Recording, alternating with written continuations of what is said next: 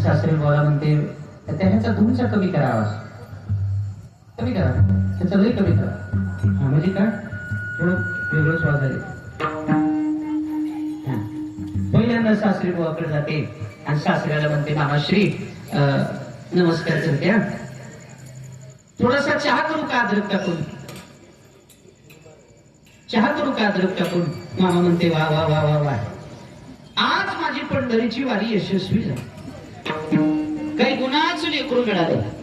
1.5 महिना दम काढ, तुला दिंडीतच जायचंय बाबा. हंगा असं राहू.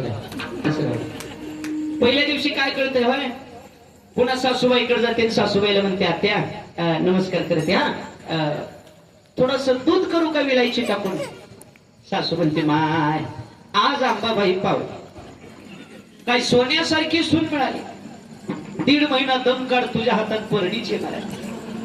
पहिल्या दिवशी काय करणार आहे, आणि सरती शेवटी पती परमेश्वराकडे म्हणजे नवऱ्याकडे जाते आणि मालकाला नमस्कार करते. म्हणते अहो, एक पहिल्या वर्षीचा अहो आहे बर का. पहिलं अहो म्हणायचे, नवीन नवीन अहो, पुन्हा हुईव, ते कुठून आले काय माहित नाही, हुईव म्हणते बाया, हुईव.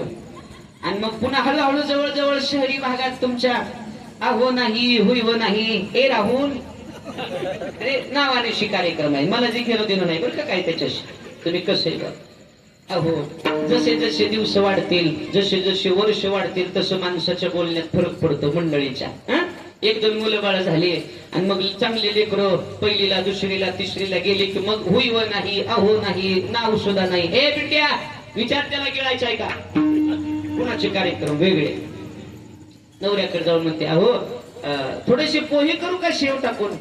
नवरा म्हणते बस, लग्न केलं माझ्या जीवनाचं सार्थक झालं. हे तर आयुष्यभर बिगर भाकरीचं मेलं बघा. आता मला विनोद म्हणून नाही सांगायचं, खरं सांगायचं माहिती. ती नवीन आलेली नवरी खरंच सगळ्याला लाजून बुजून बोलते त्या सगळ्याचा अंदाज घेते माय, घरातल्या सगळ्या लोकांचा अंदाज घेते. आणि एकदा का अंदाज आला रे आला की कोणाला कोणत्या कामाला लावायचं कोण ठरवतं, सुनबाई. तसं मी तुमच्या गावाला नवीन आहे,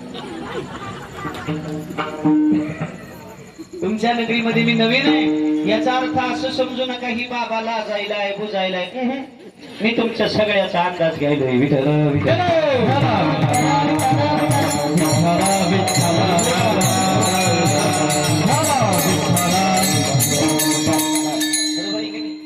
अंदाज कशा करता घ्यायचा असतो सांगू का, विनोद म्हणून नाही. अंदाज याच्या करता घ्यायचा असतो बाबा, समोरचा श्रोता वर्ग कोणत्या अधिकाराचा आहे हे कळाल्याशिवाय वक्त्याला उपदेश करता येत नाही.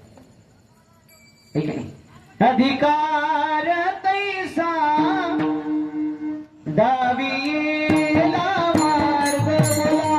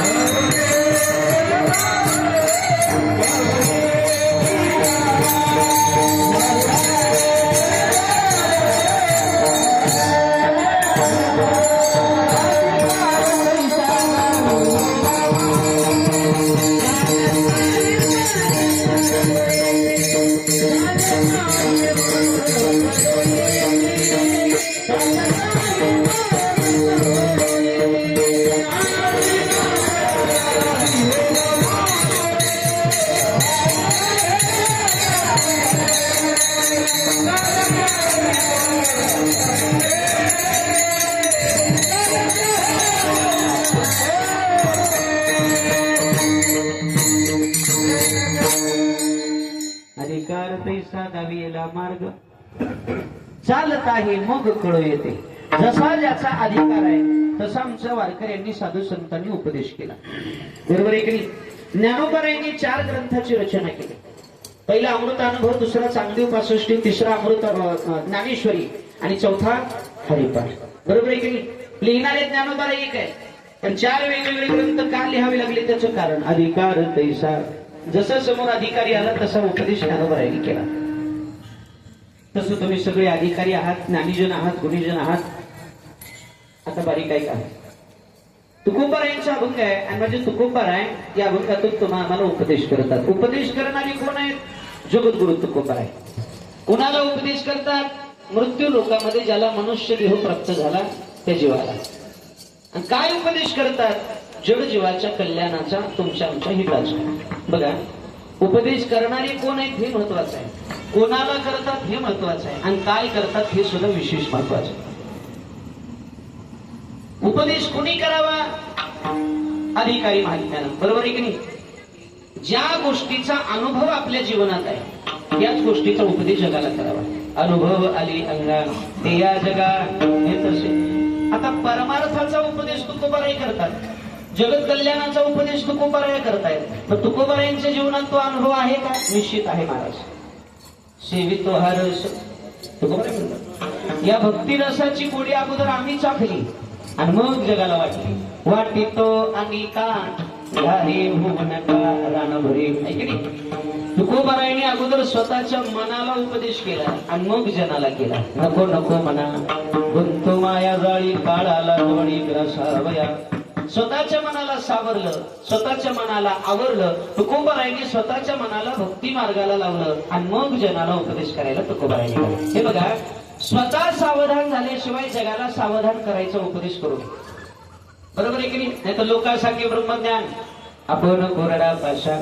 ब्रह्मज्ञानाच्या गोष्टी सांगणं सोपं आहे, पण तसं अनुकरणात आणणं कठीण आहे. तुकोबारायांचा शब्द, तुकोबारायांच्या मुखातून निघालेला शब्द ना शब्द हा अनुभवातला, वरपंगी नाही बाबा. अगोदर अनुभव घेतला मग जगाला सांगितलं. म्हणजे तुकोबाराय सावध झालो,